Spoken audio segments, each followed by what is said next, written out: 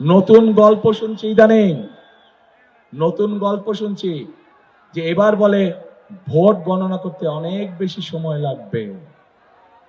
প্রিয় ভাই বোনেরা, এই দেশের মানুষ হয়তো গত এক যুগ ভোট দিতে পারেনি, কিন্তু ভোট দেওয়ার যে অভিজ্ঞতা তাদের নাই তা না।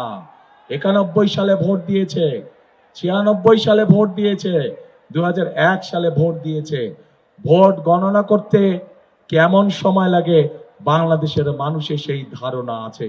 কাজেই যদি কেউ ভোট গণনা করতে দেরি হবে, এই উসিলা দিয়ে যদি কেউ কোনো সুযোগ নিতে চায়, প্রিয় ভাই বোনেরা, আপনাদেরকে তা প্রতিরোধ করতে হবে। পারবেন ইনশাআল্লাহ।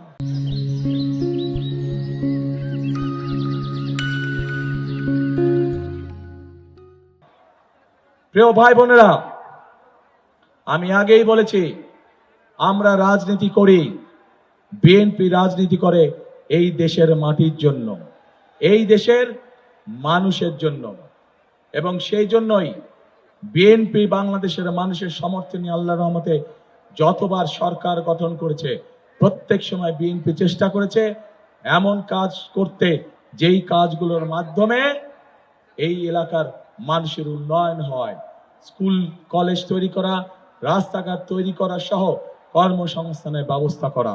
কিন্তু আমরা বিগত 15 বছর দেখেছি, বিগত 15 বছর আমরা দেখেছি কিভাবে দেশের মানুষকে তার এলাকার উন্নয়ন থেকে বঞ্চিত করা হয়েছে।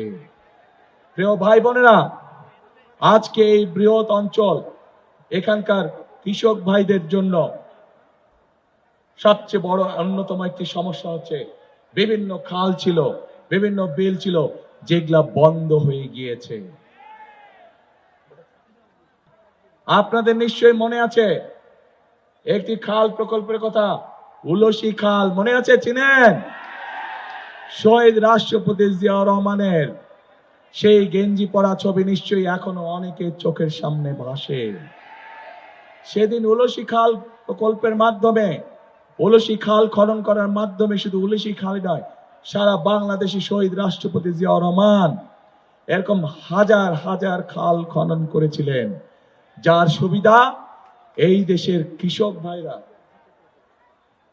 এই দেশের কৃষক ভাইরা পেয়েছে। এবং শুধু কৃষক ভাইরাই নয়, তার ফলে কৃষক ভাইদের ফসলের উৎপাদন দ্বিগুণ হওয়ার ফলে তার সুবিধা দেশের সাধারণ মানুষে পেয়েছে।